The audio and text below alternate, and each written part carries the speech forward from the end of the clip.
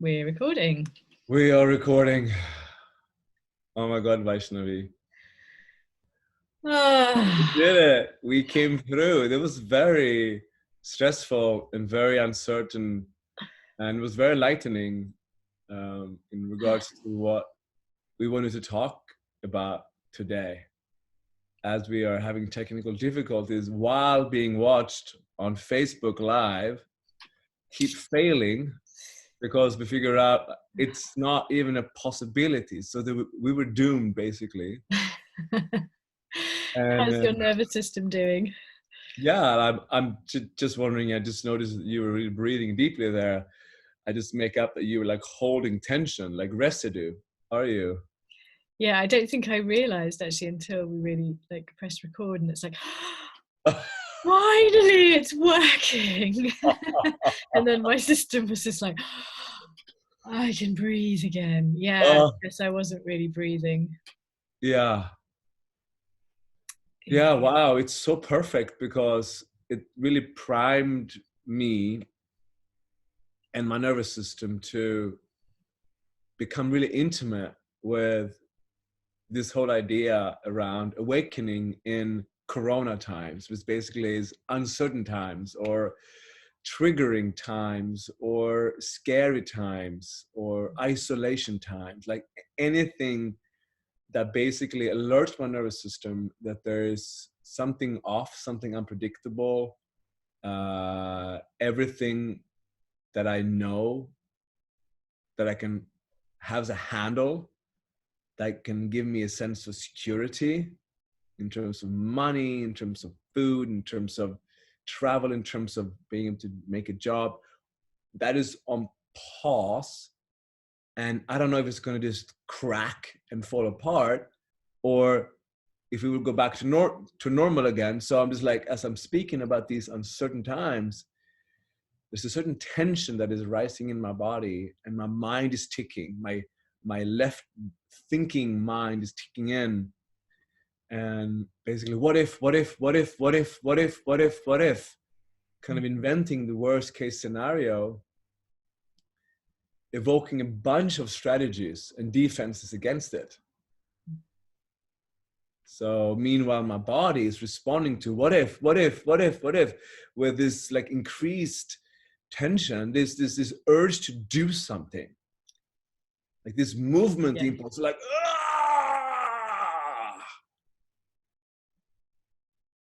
And yet, like, in not moving or in just staying in my head, not feeling it, it's like this movement potential is stuck. And You then just what's left, I described. just have to dissociate. I just have to like, give me a drink, cigarette, whatever, like distract, like. So I just want to bring the gift to mind of what we just went through, like a technical difficulty in comparison with coronavirus outbreak and the failing of economy. Anyhow, I'm just going to stop talking and listening a little bit. I just want to thank you because just in using that word urge and urgency, you've just really described what I've been in the last days. And it's funny because this Joni Mitchell song kept coming into my head, and then I looked it up online. I was like, what is that song? And it's called Urge for Going, and it's about a song about having the urge to just leave. And I was like, oh my God, that's what this is bringing. Urge to leave, exactly. Urge to Right. escape, urge to get out of the pressure. Yeah. And then what was also really striking about this hour of attempting to do a Facebook Live and the stress that arises within that was the relief of knowing that I wasn't failing at accomplishing a simple task. Facebook had removed that whole function altogether. So I couldn't succeed. So I could really see how failing at a task brings up this anxiety around, now I am this failure, and that has a deeper kind of pain body to it that is so familiar. And the cold sweat that I was experiencing, it's about being naked and reveal in, indeed, I am stupid, I am incapable, I am a hopeless individual, you know, who should be ashamed of himself, blah, blah, blah, blah, blah. Like the story goes on. Mm. And it's a human story. It's a story my parents have. It's a story my siblings have. It's a story my friends have. It's a story that is human, or I would say perhaps mostly Western. I don't know if that being a worthless human being is a global thing, but I do think it's the Western thing, being born in sin and all of that. Regardless, it's a very common experience that, of course, makes me feel an urge to get out, get away. And this yeah, place. that's the tight fist. Yeah. Yeah. So maybe before we jump into talking about the tight fist approach versus the open hand approach, maybe we can just give a little context for this conversation and how it popped up and who you are and who I am and why people could continue to listen if they're interested, or jump off if it's just like, oh no. So my name is Buster Radvik, and I'm part of Embodied Intimacy. And you're Vaishnavi, and you've taken the training, and you're also part of the Embodied Intimacy team. You and Rachel are working a lot with marketing and outreach and doing all that stuff. And within working together like this, and also being part of a training in different roles and functions, there's also like a friendship buddy, you know, like it's a, hey, human being, you know, and it's like, yeah, we can resonate now because we've been through a whole journey, whole year or 8 months of pretty intense work. And yeah, I'm just wondering if you want to add something about me, you, us, this. Great question. I guess I'm just really curious because I feel that what you bring through the somatic resourcing and the experience that you have and the understanding of trauma is just so relevant at this time, and how our immune systems are so impacted by fight flight responses, and our bodies are so impacted by this instruction to isolate and to fear everyone, and it feels like what's being offered at this time on the sort of global table is kind of, you kind of mentioned this earlier, it's like everything to trigger our nervous systems into a state of this basically. So I'm really looking forward to hearing you share more about that. Yeah. Thank you. Yeah, so this is all from my own experience in this morning, or from this morning, and also kind of a walk and the talk from what I've been studying and what I've been teaching and what I've been playing with. And in a way, like, just very simply, I could see it as like the tight fist approach has very much to do with my thinking mind. I have a problem and there's a solution, there's a linearity to it. There is a certain trigger of fear, and there's a tightening up against this, what if this goes wrong? And it's really relevant. This tight fist approach is relevant to, I've learned from shit that happened. My culture's learned from shit that happened. For example, we see everybody goes to the stores now and buys all the food. Well, I'm actually in Berlin right now. Berlin is full of monuments from the Second World War, and there was no food. So of course, culturally, like, just go just take that food. It makes sense. We learned something. Like starvation and war and devastation happened quite recently. If we look at history from the beginning of time, it was like yesterday or a minute ago, right? So this tight fist is like really expecting the worst and tightening up as a protection. I'm gonna fight the offender. I'm gonna fight you for that loaf of bread, for that toilet paper, for that water, or I'm gonna flee.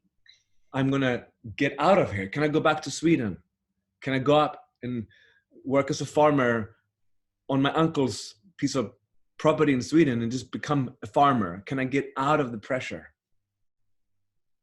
You know, my nervous system is like really mobilizing, like this tension, this urge to do something. If I'm in this left brain kind of approach to a problem, let's find a solution.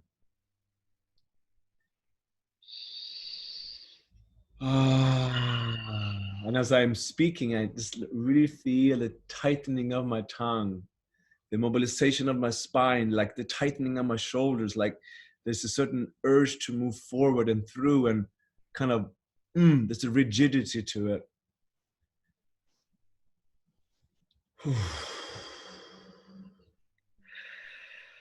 And why I'm using the hand is because I also want to speak into when I'm opening my hand and I am relaxing the tension, I become aware of an inside of my hand. I become aware of kind of ripple effect of, oh, I can feel my tongue relaxing. I can feel myself like sitting deeper into my chair, and I'm feeling the support. And there's a bit of a joy coming through, like, oh, welcome to this moment, which is like the right brain is opening up. As I'm feeling the sensations, as I'm feeling my emotions, as I'm feeling the movement impulse, like there's room. Simultaneously as this left brain goes on, there's more room for, oh, actually right now, I can reach out for a glass of water when I'm thirsty. I can go to the place where I have food if I'm hungry. I can reach out to a friend if I'm in need of support. Like in this present moment, I am accessing a certain resource that wasn't here when I was in this tight fist that was assuming the worst. Now it's more like I can feel how vulnerable I am. I can feel how sensitive I am. Like the inside of my hand is really like what's almost like erotic and pleasurable, and like all these nerve endings, like my feet and my lips and my nose, like all this concentration of perceptivity. Just, I'm touched. Life touched me. I have, like, for example, my digestion is connected with ever picking up food. It's connected to my saliva. Like there's so much. I'm touching life here. So as I'm opening my hand, I'm also aware, as I said, of my vulnerability, of my sensitivity. So in a way, if the outside, you know, metaphorically of my hand is my strategies and my defenses, like I'm ready for fight, I'm ready for fleeing, and I have a recorder within me that basically automatically presents solutions, but they're often exaggerated and like formed in a different time, earlier in my life or earlier in my families or cultures or nations history, or even biologically, like I see a snake or a spider, there's a tight fist response to a biological fear that's kind of in my genes in a way. And then as I'm opening up, I'm more aware of my vulnerability and also metaphorically, I'm also opening up to my wounding and my trauma. I'm um,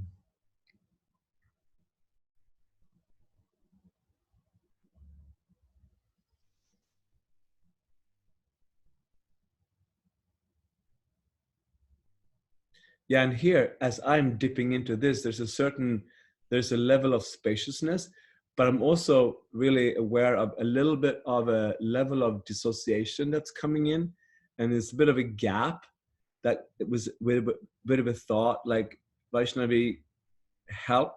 How can we together like weave this back into what we wanted to share around awakening through Coronatimes, the tight fist versus the open hand approach? Because I've been just going on a little bit of a spiraling down, and I know where I'm heading with this, but I'm at a station where I'm a little bit like, did I lose you? Or am I still on track here? Are we? Yeah. I just wanted to share something that came up for me, and then I'll kind of respond to that. When you were talking about opening up and being more in touch with the receptivity and the vulnerability and the wounding, I also just got how much more available you are. Like, this isn't an available like human. This is like you can punch and Yeah. hit and that's it. But with the opening, you're actually really come into the present, but you're available for input, and that felt like such a relief. And I guess what I'm curious about in this time is, with all the fear mongering that's coming from the media and the governments, it's so natural for us to go down into this, like, keep myself safe, keep the people I love safe, protect, defend.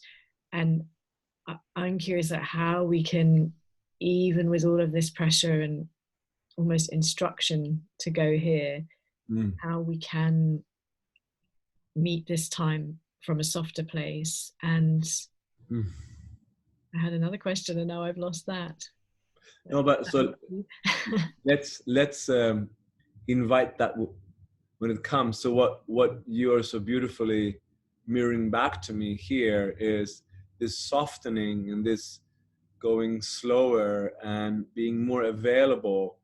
For what it really opens up is to the space as well, to like, I'm actually deepening into my spiritual core, into my presence, as I'm opening up my sensitivity and vulnerability. I'm also aware there's space now within which both my sensitivity and my intimacy with the direct experience of being me in this time, as well as I'm aware of my defenses and my strategies, now I'm seated in this infinite resource of presence, of like a certain quality of spaciousness and timelessness and even humor and even love and appreciation for my sensitivity and my history that is recorded in my traumas and my dramas and all of that, in addition to my defenses and my strategies and so forth. So yeah, let's talk more about that. But I wanted to go back to that. Oh yeah, I got the question again. Yeah, and then as you were speaking, I was just remembering what had come through for me is that, like, it's so important at a time like this for us to keep our connection, our connectivity, and our sense of togetherness, and that we really are in, potentially a crisis together, and that both we and others may need real care in this time. So it's like we really need to access, like you say, both the defense and the protection, but also the sense of receptivity and connection and togetherness. Because this place, if we just all go into this place, it feels like there's no care, there's no empathy, there's no reaching out and supporting. There's a lot of isolation and separation. Totally. And it's kind of absurd because we are told to isolate from others and kind of fear others as potential spreader of the virus. And yet how we have survived as a species is really through social intelligence is through intimacy, is through love, is through we are in this together. So this me now fight you for the scarcity is not really like this, is it's not really what makes anyone survive or thrive in these times. So in a way, if we are stuck in this, we will get more stress, and our fear will increase to terror, and our impulsivity will increase to take care of us instantly, not thinking about what are the repercussions of me grabbing this for me, versus wow, feeling the trembling of this world that we are all part of, feeling our vulnerabilities. Yeah, we all need food, we all need water, we all need to have a certain social reassurance that we will respect one another, that I will be respected, I honor you, and that we can actually create a space where we can feel in what's true. How can we rebuild trust in these trembly times? And that how that's in a way possible, even more so if I'm actually sitting in what's in a way invulnerable, which is like my unconditioned awareness, primordial awareness, this spaciousness within me, the luminosity that gives rise to this presence, that I'm aware of the inside of my hand, my sensitivity and my vulnerability, and I'm aware of my strategies, and I can hold both within this unlimited potential of presence. And I can breathe, and I can feel, I can make a sound, I can co-regulate with you, I can hear the sounds that you make, I can see your body tightening up, relaxing, joy. Oh, I'm not in this alone. We're together. Yeah. You too, me too. Yes, we. Oh, I don't have to carry this alone. And what you always say, trauma being alone with too much, this whole current situation is pushing us into being alone with something that's way too much, and we really need to neutralize that by doing whatever we can to remember that we're connected. Totally. So I think I would just love to kind of wrap up this kind of recording around tight fist versus open hand approach by sharing a little bit of a morning meditation experience I had just this morning, and then see if there's any wrap-ups from your end. So this morning I was sitting and I was almost like contemplating, I was feeling into the tension that I've had, that I still have in my tongue, that goes down through my solar plexus and also around my heart. And it's a familiar tension, one that I don't feel when I'm going into doing mode. I go into the tight fist approach of getting shit done, and I'm pushing forward and I'm tightening to what's in my body. So when I'm tightening, I'm actually not feeling what's on the inside of my body. I'm not feeling the fact that I'm still a little bit sick. I'm actually a little bit tired. I'm actually feeling really uncertain about this time. We're just canceling retreats, and will we survive financially? Our overhead is huge, and blah, blah, blah. Like, there is all of this stuff going on. As I'm slowing down and feeling everything, I'm trembling, because the life as I know it is threatened, and it feels scary, sad. I have all kinds of emotional reactions to this, but I'm pushing and I'm going forward as a survival mechanism. I'm just going to go through this, and I can even be humorous about it. Whatever, I can just easy come, easy go, and we will survive at another time, another place. What we have is invaluable, and blah, blah. I can reassure myself, but it's still away from this moment. And it's also away from historically what I've been running away from, a certain like tension, tightness in my body that And so as I am tapping into this tension in my tongue,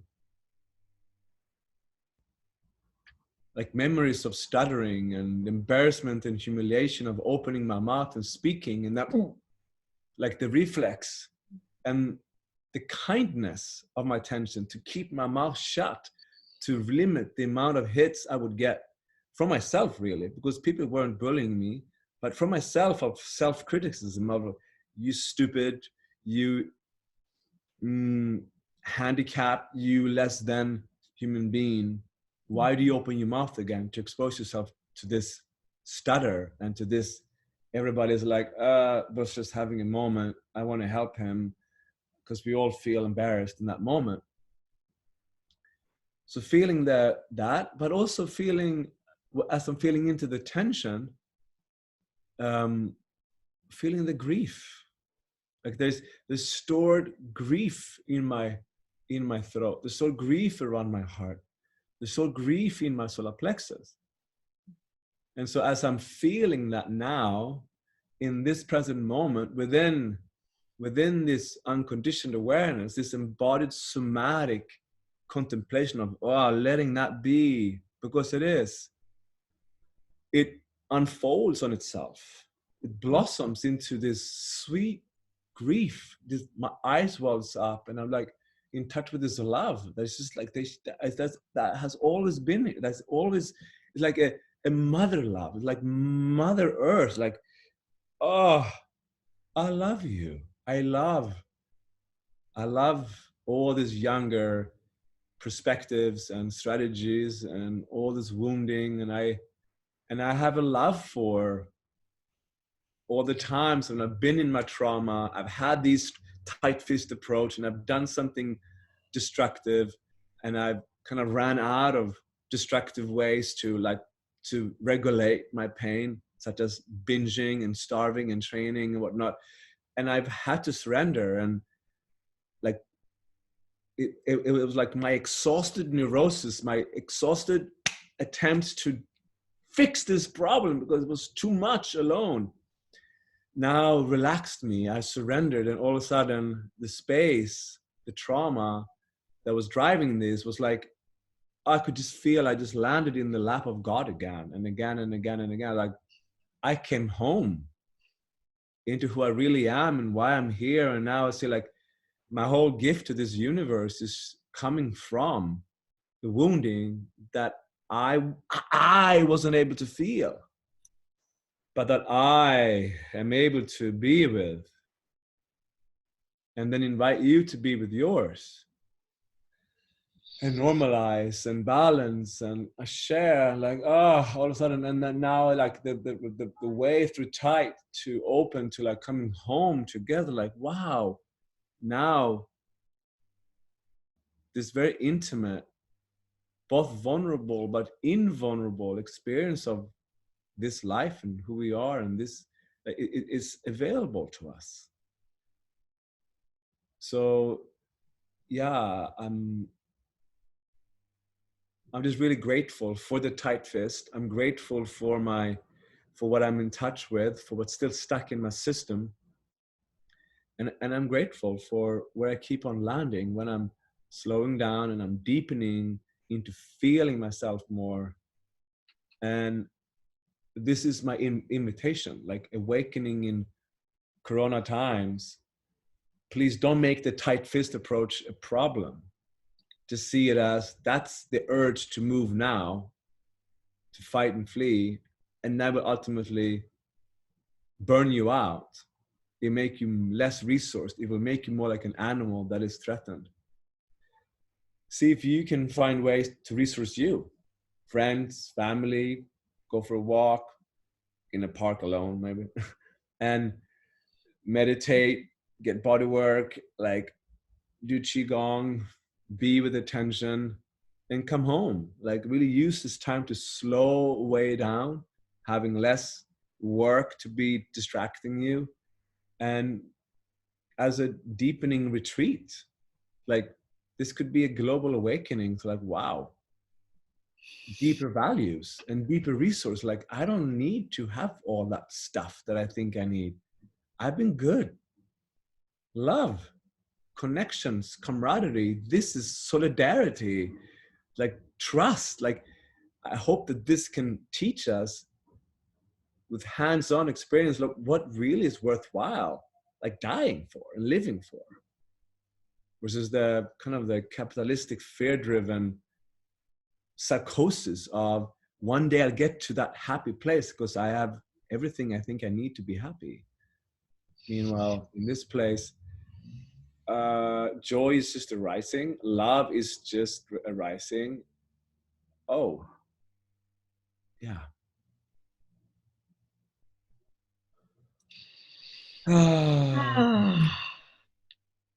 I'm really appreciating, well, a lot of what you just said, but what I'm just taking away in this moment is this sense that at a time like this, the mind can be going crazy with, anxieties and fears and projections and bad memories of when I was ill before, or when, and it's so, I was going to say it's so tempting, but it's more than that. It's just like there's such momentum to get sucked into all of that thinking and problem solving, and and then at the same time we might have discomfort in our bodies, like you were speaking about this tension that you found in your tongue, and that could feel really like uncomfortable, and for me certainly the tendency can definitely be to try and strain myself away from that and not drop into that, because it just feels like, yeah, uncomfortable.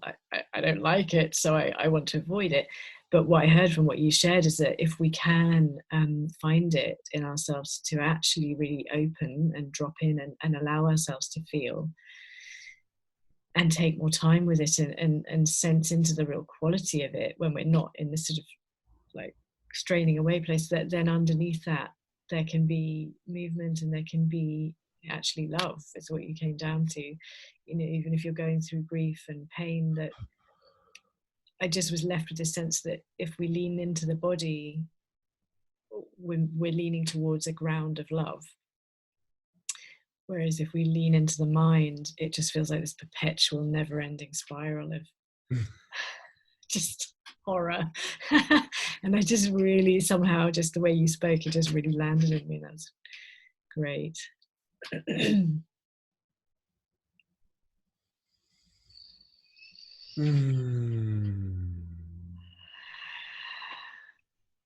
Thank you, Vaishnavi. That was very beautifully summarized. Thank you. It just hadn't landed in me with such clarity before, like the two options.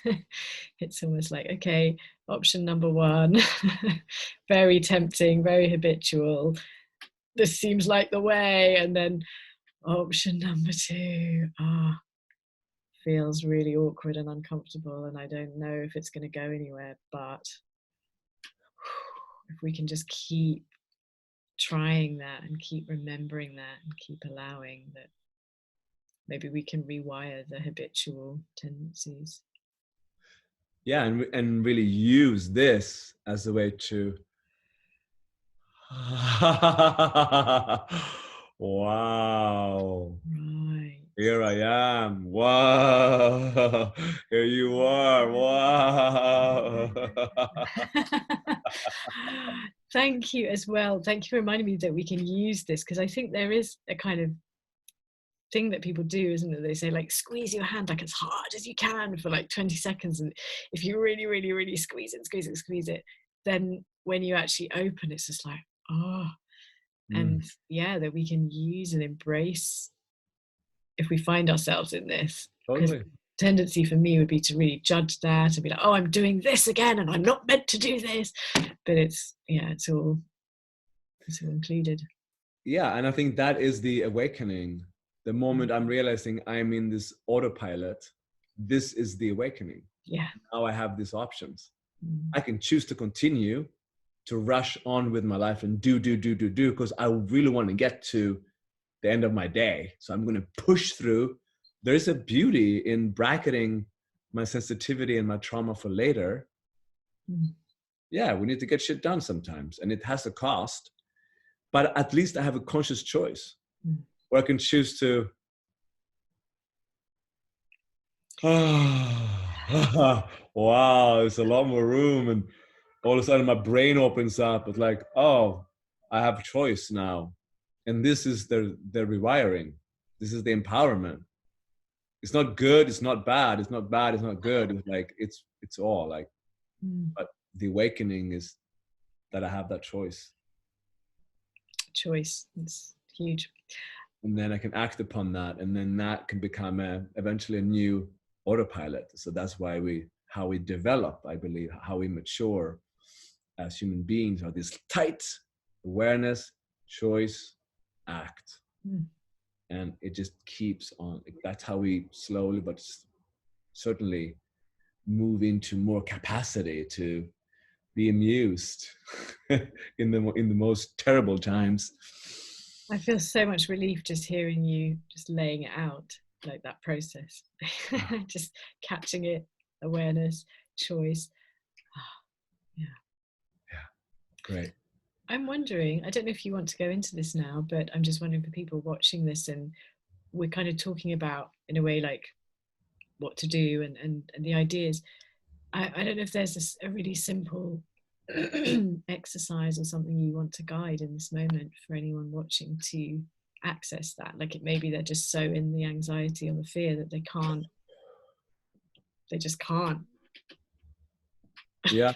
The hand isn't opening, but maybe that's for another time.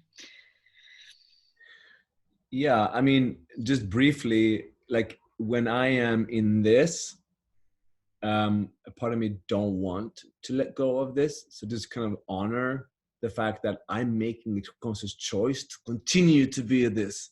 And just that alone, like awareness precedes change. You just woke up right there. Like that, if like you can choose to continue to go with the autopilot and make it a conscious autopilot. That's power to you, you know? And if you want to try other options would be to, okay, how can I honor this energy? It's obviously want to do something. This is not perhaps the moment to take 3 breaths. Maybe this is the moment where I'm just like, I'm using my arms, I'm pushing, I'm crawling on the ground, I'm pushing a wall, I have somebody do some wrestling with me, I tumble and tussle in bed, I do a workout, I move this energy, this action potential. I access my legs, my arms, my spine. I'm letting my animal come to me like, yes, let's get empowered in this fucking awesome vessel that we have. Like whatever would like match that energy, you know?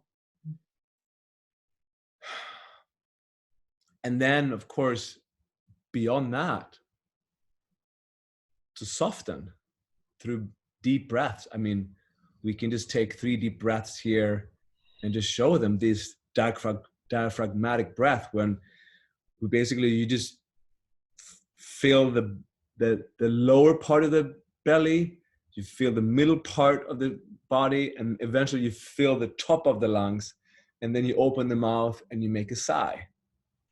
So we can take 3 of those breaths.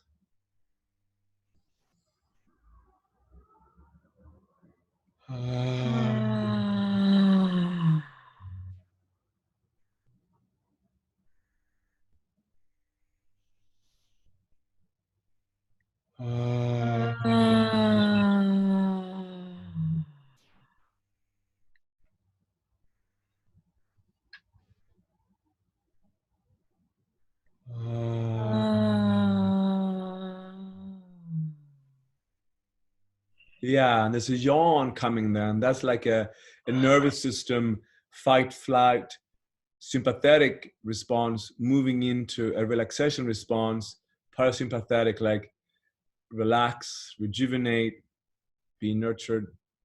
Tension is released through this yawning. And your face relaxes. I see you more like in your body, more in your ease. See you supported more by your skeleton. I don't know if that's how you feel once you take this breath. Yeah, and it's interesting. I noticed I started yawning just in the last part when you were speaking, just before we did the breaths, about when you're in this energy, like move that into something, do some pushing, do some whatever, wrestling. And I think my nervous system felt an enormous relief with that, because my mind will tend to be like bad energy, sort of fix it, change it, like that's the mental thing. But to just be reminded, like, no, move it, move with it, you lean into it. I just started yawning as my body's relieved at being welcomed. Like, yes, I'm trying to protect you. I'm Totally. That compassion is, it's also like a night and day, where like I'm often automatically, unconsciously at war with the tension, at war with this vulnerability. And so on another hand, as I'm taking these breaths, I'm keenly aware of feeling a lot more exposed, a lot more vulnerable. And there are thoughts around like, what are other people going to think about this? People will judge this and they will judge me. So like my inside of my hand is opening up, like I'm not safe socially. People will judge me. I should not have opened up. So there's a certain trauma response available right around the corner and within this softening. So now what I don't feel here, because I'm strong, now I feel weak as well, as I'm accessing unconditioned awareness. So similar to, I can have critical, aggressive thoughts here in fight flight, I can have more vulnerable, shame-filled thoughts as I'm softening. Right. So he wants me to zip up again. And, oh, I'm fine. I want to be in the tight fist right now. Oh, I feel really exposed and vulnerable. And I judge myself in a kind of, in a more young kind of, oh, I'm incapable or worthless kind of way. Yeah. And yet, I'm holding both, like the tight fist and the open hand, the inside of the hand, within this presence of embodiment. Like, it's okay, I'm here now. Like, yeah, I'm humbled in this place. Yeah, I think that's a, yeah.